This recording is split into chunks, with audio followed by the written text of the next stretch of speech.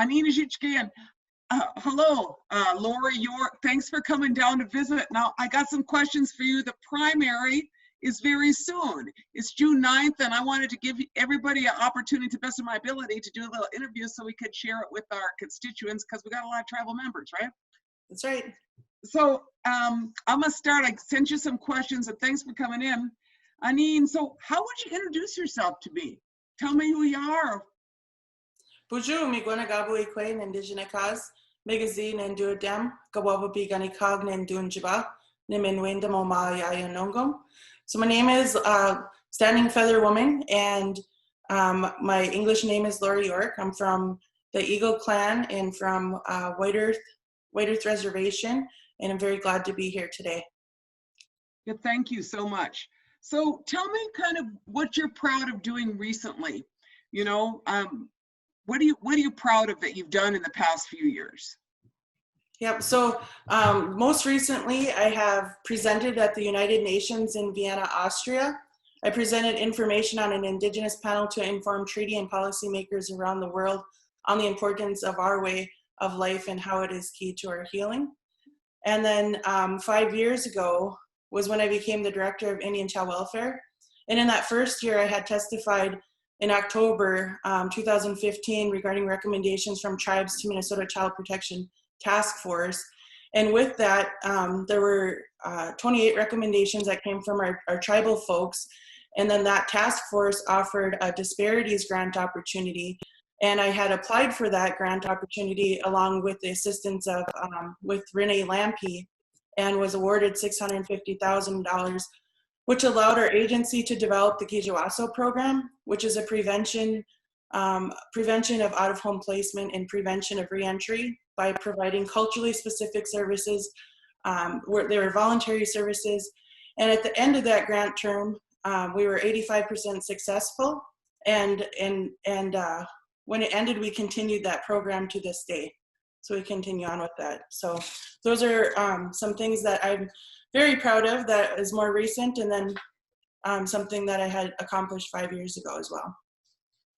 Thank you. No, thanks for sharing that. So what, if elected, what are the 4 most important things that are kind of like your goals? I'd say 3, but 4 is more traditional Ojibwe, so I thought I'll go for it. Right. So language and culture, it's really key. Identity, it's our way to when it's effective when our nation incorporates it into our programmings, and there needs to be resources and access available to all of our communities.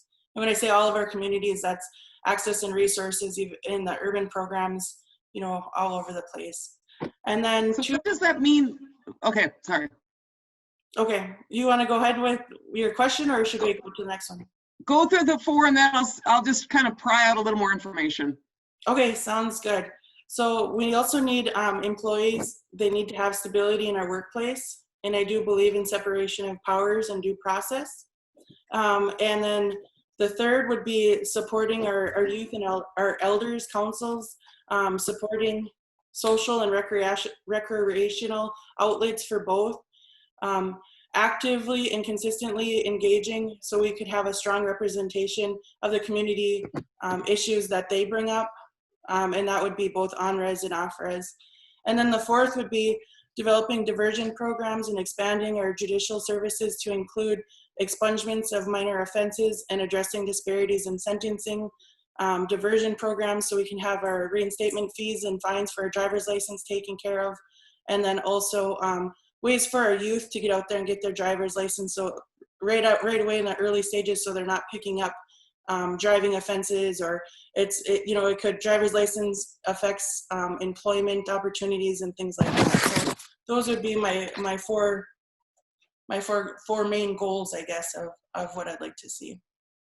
Yeah, thanks. I mean, a lot of that is really critical because a lot of people don't have driver's licenses, and kind of things start and then they get more and more expensive, and people do get stuck. Yeah. A lot of them. So thanks for sharing that. And I was just saying you wanted more language and culture. And do you have like a more specific, like, how would that look? How would that look? So I'm a strong believer in our language, which is key to really understanding our ceremonies and our way of life. And when we have our ceremonies and our way of life are throughout our life, it's a continuum. So when we think about babies coming into the world and our moms and dads as they're becoming parents, you know, there's teachings and ceremonies that occur during that time for that connection and bond with baby, and also the importance of having a healthy pregnancy all the way when our babies enter into the world. And then as our babies grow and our children grow, we have teachings all along the way, you know, and I think those are really key for our kids to learn and understand who they are, where they come from. And then also, you know, when they get into your rites of passage ceremonies, that self-identity and that sense of belonging really are the components to teaching about how to deal with mental health and how to cope with anger and how to address different things that you're going through as a teenager. And then giving, you know, when we use our culture and our ceremonies and giving our kids those resources, it prevents things like domestic violence and teen pregnancy, gang involvement, drug use and drug sales. And they're really creating that healthy environment through our culture, language, and ceremonies. And then as we become adults, we continue that on, you know, we still learn healthy relationships and coping mechanisms, and also really embracing our families that are in recovery and have them lead the way in the sense of what helped for them, what worked for them, and then really support those areas. And of course, you know, involving our elders with all of these teachings and helping some of those with healing from the trauma and the things that they've experienced or may have experienced because of our past histories with the boarding schools and things like that, you know. And if we're gonna take something, if we're gonna say stop using drugs or stop drug sales or stop all of these different things, then we want to give them healthy mechanisms and tools to cope and give something back. And part of which led to our historical trauma was those things being forbidden or taken or beaten out of us, and it created this unhealthy coping mechanisms and tools, and led to addictions and things like that. So in order for us to heal from that, we need to implement it back in. So that's what I meant by the importance of language and culture. Thank you. Thanks for kind of giving a specific and like how it would work, because you know, I mean, I agree. A lot of our things, if we have a stronger health wellness, you know. All right, so being a leader in the time of COVID is challenging. What would you do for our community? I mean, I'm just asking everybody because I don't, you know, we're all trying to do our best, right? But do you have any thoughts on that? I just wanted to acknowledge that it's a hard time to be a leader.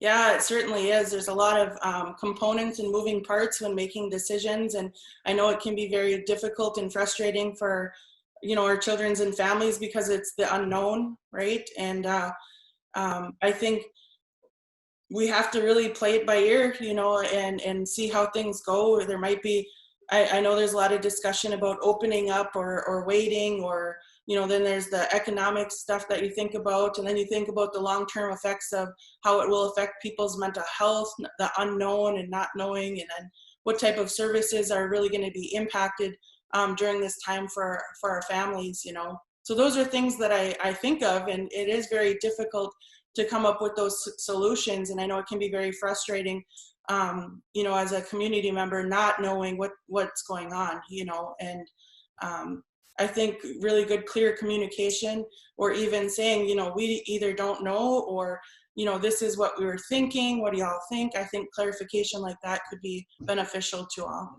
Miigwech has a good question too. Yeah, no, thanks. So what's your position on legalization of hemp and cannabis? So I'm pretty neutral in that, and I answer that neutrally because I am still currently employed as the director of White Earth Indian Child Welfare, and I would just remain neutral, I guess, on that. Well, just to be clear, hemp is a different thing than cannabis. You know what? Do you know that? I don't know if you know that. Like hemp is what you make cannabis out of, and it has less 0.3% THC, and it's legalized nationally. But our tribe actually used to allow us to grow, but now does not allow us to grow hemp. That's different than the stuff that gets you high. That has THC in it. So I don't know if you have a position on that distinction. You know what I'm saying? I mean, I'm just saying that they're two different things, and a lot of people don't know. So. Yep. And because of the current, like I said, I'm still currently employed by the RBC, so I would just like to remain neutral on that. I don't want to. I respect you. I had to ask. Okay. Thank you. Okay. Here's another question, which seems like right up your alley. Since youth are about half of our population, how are you going to invest in youth? So, yes, we really have to listen and support our youth councils and really advocate and strengthen their voice. I'm very, like I said earlier, driver's license is really important for our youth. Those fees for your blue card are pretty difficult for our families. And a lot of times our youth wait till they're 18, 19 before getting their driver's license. I know that we have a lot of really talented youth in the area of sports and dancing and culture and all of these things, and we really need to embrace that and support that, and I would really like to see an athletic commission, and I would like the youth councils to have a process on how to get their thoughts and their ideas moved into action, and then also looking at how do we develop things like sports, whether it be basketball or boxing or softball. If we had an athletic commission to generate some of that funding to purchase their equipment that's needed or uniforms, and really support and embrace our youth in that sense. And there again, we should have cultural programs and things like that for our youth to be able to access their culture and identity and things like that. In addition, I lost my train of thought, but there's just so much I think we could do really with our youth, and it's really going to be important to support those youth councils and really, assist in getting their thoughts and ideas into actions, and then making sure that the programming that's developed has that sustainability. Thank you. Thanks. All right. Now the enrollment question. So what would you do about enrollment? Should we follow Red Lake's example and reset blood quantum? That's basically what they did, right? They just like reset it at 59 or something, right? 1959 said it was a full blood. Should we go to descendancy? Should we add all native blood together? Should we eliminate blood quantum? Should we go to citizenship? I mean, not easy question, but what you're thinking? So I'm thinking I'm one out of 19,000 plus people that should be making the decisions on this. I can tell you my experience is that when we have children, so my experience is child protection and children and family services, child welfare. And what I've observed and experienced is that when we have children from multiple different tribes and they have differences in eligibility for ICWA services, it really can impact whether that child is eligible or not. And that's just something I'm aware of, but there again, this is one of those things that our people really need to make the decisions regarding the enrollments. So just to understand what you're saying is that like, if that child is like part Red Lake and part Pine Ridge and Oglala and part White Earth, if they're less than a quarter White Earth, then they can't get served by us, or? So the eligibility for ICWA services is always determined by the director of the Child Welfare Agency, and eligibility and membership is different, and you could be eligible for ICWA services, but that doesn't necessarily mean that you're enrolled in that type of thing. But I also want to be very cautious on how I answer this question as well, just for legal. Yeah, and I respect that. I was just trying to understand myself because I don't understand. All right, so the next question is about the tribal officials' salaries. That the chairman of White Earth makes over $150,000. The district representatives are about 138,000. Secretary treasurers. So that's basically commensurate with that. I believe that the chairman of White Earth makes more than the governor. The disparity, the average worker at, maybe $9.50 an hour. I think at the casino for the lowest paid worker, the average travel employee is maybe at 17 or 18. That's a pretty significant disparity between $72 an hour for a chairperson and a district representative. And at the same time, I fully recognize the stress of being a tribal official. The amount of travel, is a lot of challenges, but it is something to be asked about. And so I don't know how you feel about that, if you have a solution or any thoughts on that.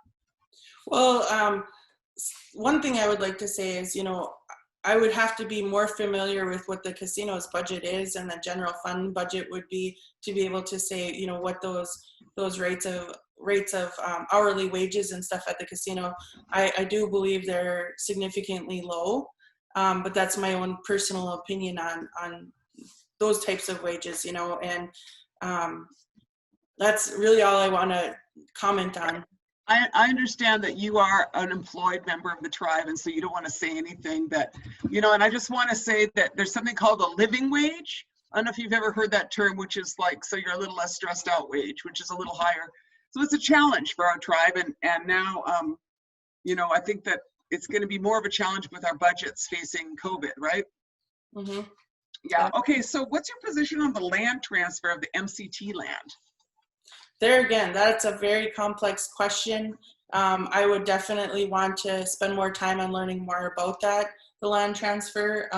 I think that's a decision that needs to be made by our members, and I also think that there was new stuff that came down in 2019. It was an opt-out position. And so I just would really honestly like to have more time learning more about the land transfer before I would say, and then really defer to that it should be by the people that decide what happens there. So you're saying it should be maybe more of a vote than the TEC's decision? Yeah, possibly. Well, okay. Yeah, possibly. I really want to look more into it. I got that. I heard what you said. I'm sorry. I'm just trying to hear and then respect your position. Okay, so over half of our tribal membership is off reservation. How should we serve them better?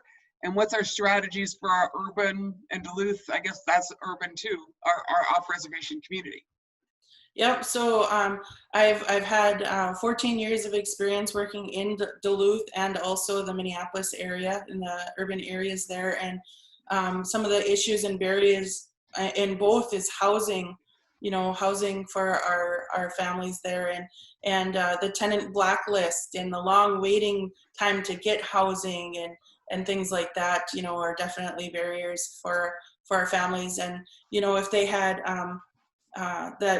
that tenant blacklist, that that can affect them for a very long time, and they have to wait for that to clear that up and to pay back rent and things like that.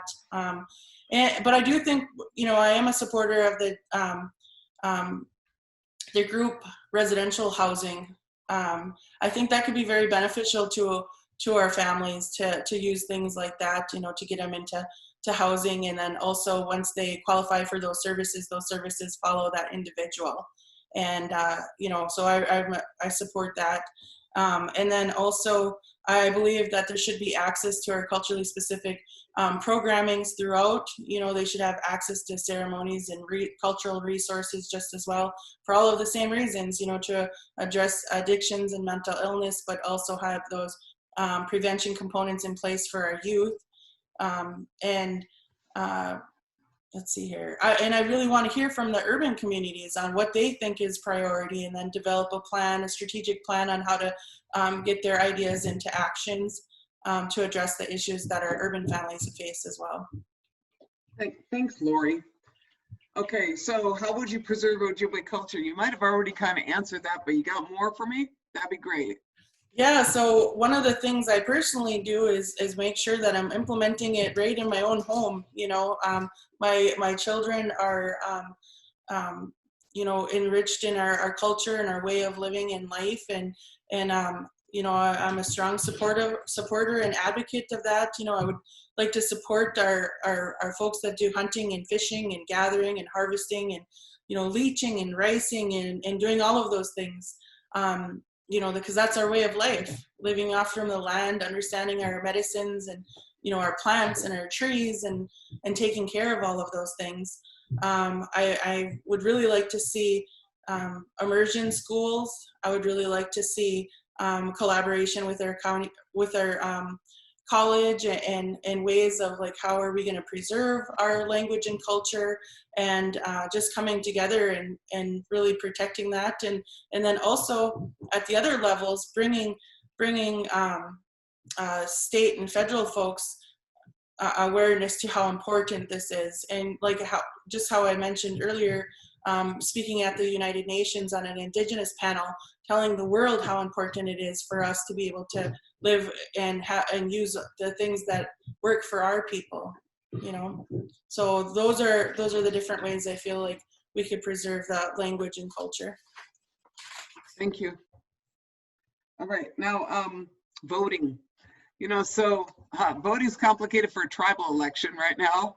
Voting is complicated for everything, and one of the big challenges that Native people have nationally is voting, and our votes count. So the questions of like, I can vote in a tribal election at the Pine Point school, but I can't vote. I have to vote by mail if I get my ballot. And sometimes, it was, for the last election, it was very hard to vote. You had to like drive to Detroit Lakes to vote. Got a solution so Indian people can vote? Got any ideas on that one? Or it's not unique to White Earth either. It's a national problem, right? Yep. So I was thinking of it more broadly when you had, proposed the questions, and yeah. I was thinking of it as are folks not having a physical address or an address or yep. Identification or transportation to be able to get out and vote. I think by educating and identifying what those barriers are as a community, we should focus on what are those barriers and how are we going to address them so we can elevate our voices, not only locally, but like you said, nationally, Good, thank you. What's your knowledge on the environmental issues on the reservation? What do you see going on, and what are some big concerns you have? So I'm aware of Line 3 and protecting our waterways and our wild rice and things like that. The other things I oftentimes think about and worry about is the pollution in our waters from recreational sports and things like that, and then also invasive species in our lakes and waterways, and how that could affect the whole entire system. Just growing up as a kid, my parents owned the Rough Fish Company, and we would go in and take all of the like the bullheads out of the lakes because it was smothering out with overpopulation and things like that. So I do have a little bit of experience of why that's important. But I think I'm not really super familiar with like pollution levels on the reservation or things like that, but it's something I would definitely be interested in learning more about. And I think about just the other thing too is that I do think about our electricity and our electricity bills, and what our options are. It seems like we have limited options on where we can go as far as getting our electricity. I think it's Otter Tail and Wild Rice Electric here mostly as options, and so I feel like there's limited options. Yeah, that was kind of my next subject, which is what's the energy future for the tribe. So there's a number of rural electric co-ops, that's what you're talking about, like Wild Rice and Itasca Mantrap, that serve the community, and then Otter Tail Power, to be honest, kind of like cherry picked the easy stuff, like where lines don't go down because it's in the village, and the big, the casino and the big units, I think, are all Otter Tail, right? And so, the tribe, the tribe has some options because the tribe can exercise jurisdiction, and the tribe could also have some progressive policies, you know what I'm saying? And so what's the energy future? I mean, what are you thinking for the energy future for the tribe, or, you know? Well, I would have to learn more about, all of that. One of the things that I think about is just technology in general too, technology, and we have teachings about technology and stuff like that. And I think about the 5G cell phone towers and things like that. And so I would be concerned about, what type of radiation, or what does it kick off as far as, and how would it affect our families, and I would like to spend more time in educating myself on what that is and what our options are for renewable energy before I would say, hey, I think this is a great plan. It's something I would have to look into more. And also, like I said, I'm just one of thousands of folks, and they would really need to have a voice on what they'd like to see. Okay, thank you. What's your position on Enbridge's Line 3? So, right now, White Earth has a resolution in place regarding Enbridge, and I would probably just remain neutral on that as well, because we do already have a resolution in place for that. Okay, that means we just appealed all of their court decisions, and I don't know if you're aware that Department of Commerce Attorney General also just appealed all the Enbridge approvals. I don't know if you know that. Department of Commerce also approved. I mean, the Attorney General also appealed it. Okay, so something that you do work with a lot is how do you improve relationships with county and state agencies? And you do a lot of work in that area, don't you? Yes, I do. Yeah. So it's about building relationships, and really pushing them at times in a good, respectful way to exercise our sovereignty and be that strong advocate in our voice about what is important to us for our people. And there's a lot of laws, both state and federal, that negatively impact us as natives here, and we really need to challenge those and write recommendations on what needs to be changed and how they affect us, and provide testimony to why it doesn't work for our people. Thank you. Protecting our treaty rights exterior to our reservation boundaries, the 1855 treaty. Thoughts on that? Yeah, I think we need to educate our people about treaties, and then also to really inform them and come together and protect them. The treaties, from my understanding, talks about the things that we give up, right? And with the 1855, we did not give up our hunting and fishing and gathering rights, but I think the more educated we can become about this, and the more we come together as tribes, we need to stick together and protect it together. Thank you. Are there any other things you wanted to add? These were kind of like my questions. And then is there anything else that you really wanted to add? That's really my last question. No, I appreciate all of the questions. You had a broad range of questions, and I appreciate the interview and the opportunity, and Miigwech for helping get the word out. Yep, June 9th. Get your ballot. Yes, make sure you get out there and vote. Your voice is important. It's going to affect your life. It's going to impact your life. So make sure to get out there and vote. Make sure to have your res IDs. If you haven't gotten one, make sure to get one. Especially, I think about our youth, our first-time voters, to really get out there and have a voice. So, but Miigwech, isn't that you? Thanks, Laurie. Miigwech.